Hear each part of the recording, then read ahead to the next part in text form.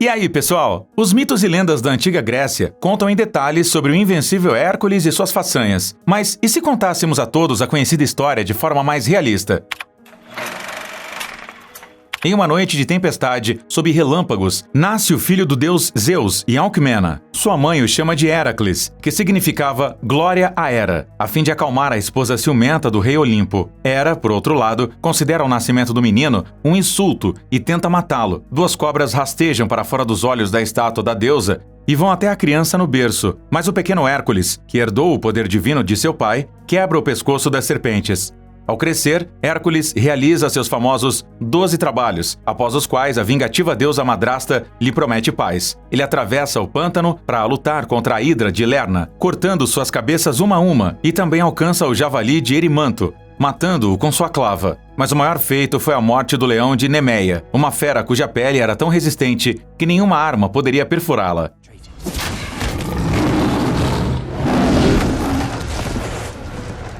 But even this monster was no match for the son of Zeus.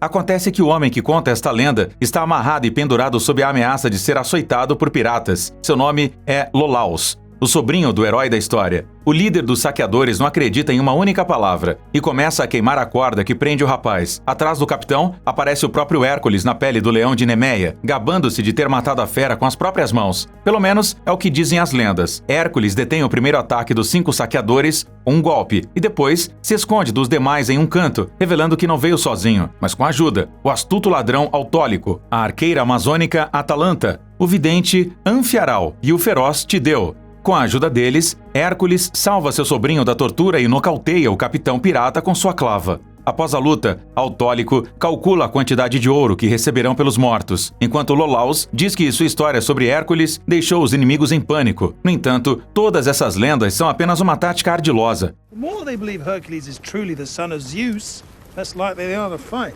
Anfiaral conta sobre sua visão, onde um leão e um corvo em uma estranha aliança estão lutando sobre um mar de cadáveres. Mas seus amigos não levam a sério e vão à taverna para repor as forças. Enquanto Hércules está pensando em encerrar sua carreira, em isolamento à beira-mar, uma mulher chamada Ergênia, filha de Cotes, aparece no local e pede a Hércules que a ajude a proteger o reino de Trácia de um ataque de bárbaros liderados pelo brutal Rhesus. Como recompensa, eles receberão tanto ouro quanto o peso do herói. Nos escudos dos trácios há um corvo, assim como na visão do vidente, Autólico. Empurrando um prato de comida a Hércules, lhe diz para comer até a última colherada. A equipe chega ao palácio, em frente ao que está uma enorme estátua da padroeira de Trácia. Hera, a mesma deusa que tantas vezes desejou a morte do herói. Ergênia percebe que a deusa pode deixar de lado velhos rancores se Hércules completar seus trabalhos. O filho da mulher, Ários, corre até o herói, ansioso para conhecer seu ídolo. O garoto sabe tudo sobre seus 12 trabalhos, mas sua mãe o afasta, alegando que eles são perigosos e atraem à violência. O general Citacles acompanha os convidados ao encontro com o rei, mas Hércules se lembra de outro rei,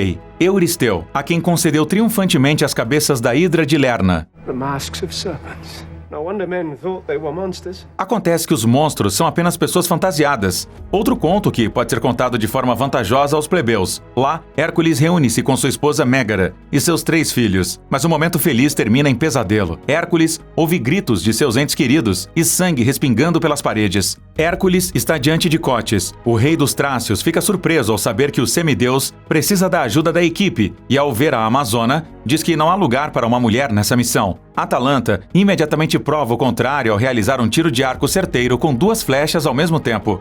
O exército de Rhesus luta contra os monstros reais, os centauros, que provocaram uma derrota esmagadora às tropas do rei. Hércules terá de treinar o exército às pressas para substituir os soldados abatidos. Os reis sabem que, para as pessoas, a imagem e a reputação dos governantes são mais importantes do que as ações reais, e Hércules é chamado para dar ao povo a fé na vitória. Enquanto isso, a equipe já está dividindo mentalmente a recompensa e pensando na melhor forma de denominar o próximo feito. Começa o treinamento das tropas, e Hércules declara que o mais importante na guerra não é matar, mas sim sobreviver. Os guerreiros pegam seus escudos e ficam em formação para se defenderem, mas não conseguem sequer deter um golpe de Tideu, que rompe e quebra facilmente a formação. Hércules os instrui habilmente e levanta a moral dos lutadores. O informante do rei traz a notícia que as tropas de Rhesus, enfeitiçadas e fortalecidas por seus encantos, estão se aproximando rapidamente de uma das aldeias do reino. Hércules tenta impedir Cótias de lançar um ataque com um exército destreinado, mas o rei não escuta e ordena ao exército que avance. À noite, o neto do rei, Árius, caminha sozinho e na escuridão descobre Tideu, acorrentado e fazendo barulhos estranhos. Hércules aparece e explica ao menino assustado que ele encontrou o órfão e mudo Tideu em Tebas, durante uma guerra terrível, vivendo sozinho como um animal. He never speaks of what he saw. He never speaks at all.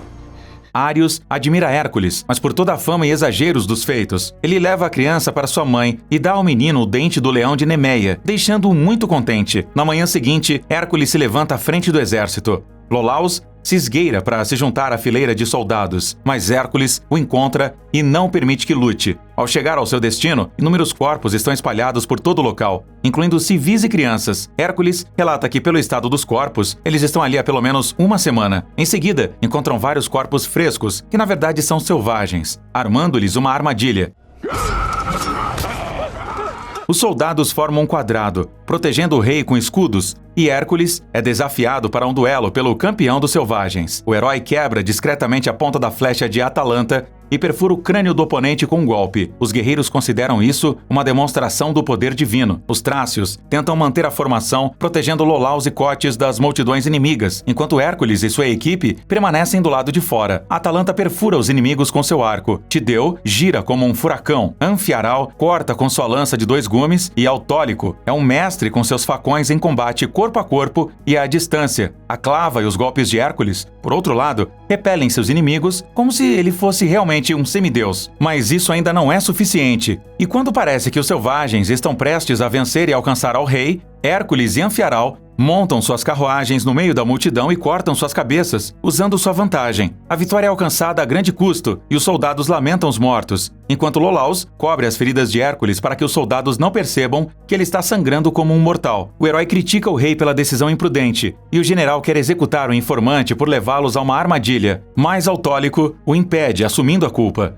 Enquanto cura as feridas de Hércules, Ergênia começa a falar sobre família. Seu marido morreu antes do nascimento de seu filho, mas Hércules, desviando do assunto, se despede. Ao dormir, ele tem um pesadelo, vendo a esposa morta e suas próprias mãos cobertas de sangue. How could you do such a terrible thing? By law, I should execute you. Mas Euristeu o pune de maneira diferente, mandando-o ao exílio eterno de Atenas, no qual Hércules continuará a se culpar por todos os dias pela morte de seus entes queridos. O herói acorda horrorizado, mas ao sair de casa, se vê mais uma vez em um pesadelo, onde entre os cadáveres encontra o cão de 3 cabeças, Cérbero. Ele é tirado do pesadelo por Tideu, que coloca a mão no ombro do amigo. Anfiaral também vê o sofrimento de Hércules e diz que sua principal façanha será a batalha contra a fera dentro de si mesmo, da qual não pode escapar. Ao encontrar os amigos de Hércules, Ergênia pede a Lolaus que lhe conte a verdade sobre o que aconteceu com a família do herói. O rapaz diz que Hera o enlouqueceu, mas Ergênia considera tudo um mito. Autólico responde que não há como saber a verdade, pois não houve testemunhas e o próprio Hércules não se lembra de nada.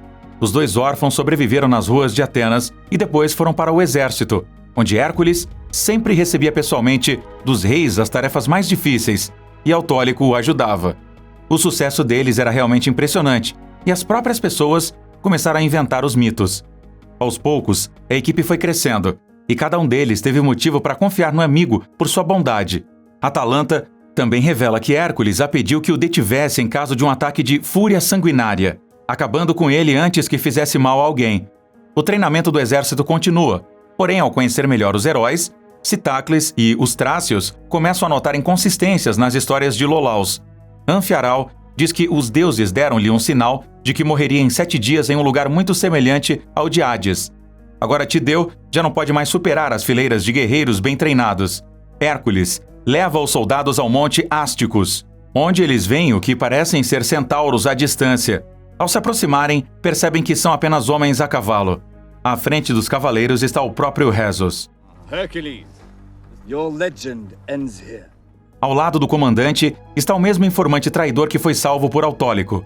Então a batalha começa.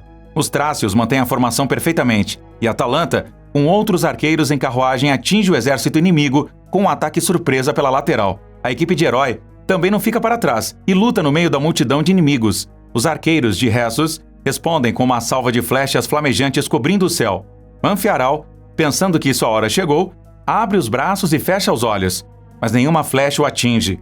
Ressus cavalga para a batalha para matar Hércules, mas o herói agarra o cavalo por baixo e o lança longe. Centaurs. O duelo termina antes do previsto, com Ressus e os outros prisioneiros sendo conduzidos pelas ruas da capital, onde são ridicularizados e acertados por lixo e pedras. Hércules interrompe a humilhação, escutando de Ressus que o herói está lutando ao lado do tirano e que ele mesmo não cometeu os crimes a ele atribuídos. Em um banquete, Ressus, acorrentado, é exibido para diversão aos convidados. Ergênia fica com pena dele e tenta lhe dar água, mas Cotes a impede. Eles colocam uma coroa no rei e cantam: uma terra, um rei, uma Trácia. Praise is not a man, a king or a god. Praise is her people. Hércules percebe como Ergênia está olhando para Ressus e vai atrás dela. Acontece que Cotes não apenas desencadeou a guerra para obter controle total sobre o reino, mas também envenenou o marido de Ergênia como um rival. Ressus reuniu os insatisfeitos com as atrocidades e tentou deter o tirano. Agora o único herdeiro do trono é Ários, mas Cotes chantageou sua filha com represálias contra ele também. Ergênia pede que Hércules saia e leve o menino, mas o herói se recusa. Hércules vai até Cotes, a quem acusa de traição. O velho não se arrepende de suas ações e, em vez disso, oferece ao herói para liderar o exército, que continuará as missões de conquista. Hércules, é claro, se recusa. E então, Cotes o chama de assassino de crianças. A situação fica tensa, mas os amigos detêm o herói furioso. A equipe recebe o ouro e se prepara para partir, mas Hércules deseja ficar e corrigir seu erro. Autólico recusa a missão suicida e abandona seus amigos, enquanto os demais concordam em ir com Hércules até o fim. Para Lolaus, essa é uma questão de honra. I must stop telling their stories. Started living my own. No entanto, o general Citacles está pronto para o ataque, e os heróis são rapidamente capturados junto a Ergênia e Ários. Hércules é acorrentado a um penhasco, e seus amigos são trancados em celas. Ele novamente vê Cérbero diante de si, e na verdade, são 3 lobos ferozes. Em seguida aparece um velho conhecido, o rei Euristeu, que fez um pacto com Cotes. A presença dos lobos traz de volta sua memória. O herói os viu na noite em que sua família foi morta. Hércules é inocente. Acontece que Euristeu drogou Hércules e o incriminou, porque o viu como uma ameaça quando seus súditos gritaram o nome do herói mais alto que o nome do rei. Mas Hércules não queria ocupar seu lugar.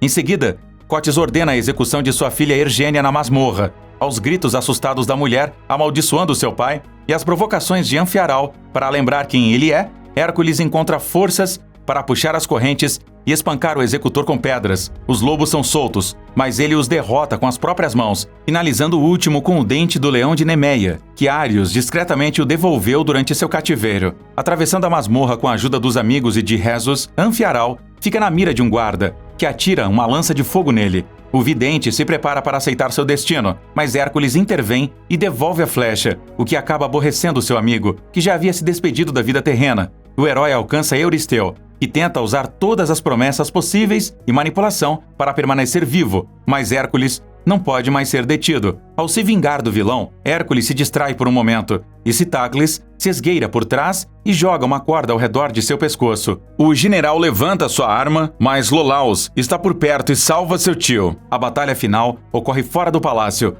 onde Cotes está parado na frente de seus soldados. Ele traz Ários para fora, ameaçando matá-lo se Hércules não se render. Um soldado aponta uma faca para o pescoço do garoto, mas o homem é morto pelo facão lançado por Autólico, que se junta novamente à equipe. Ários corre em direção à sua mãe sob um ataque de flechas, mas Tideu cobre o menino com seu corpo, e uma flecha o perfura. Ele continua lutando, mas cai devido aos ferimentos.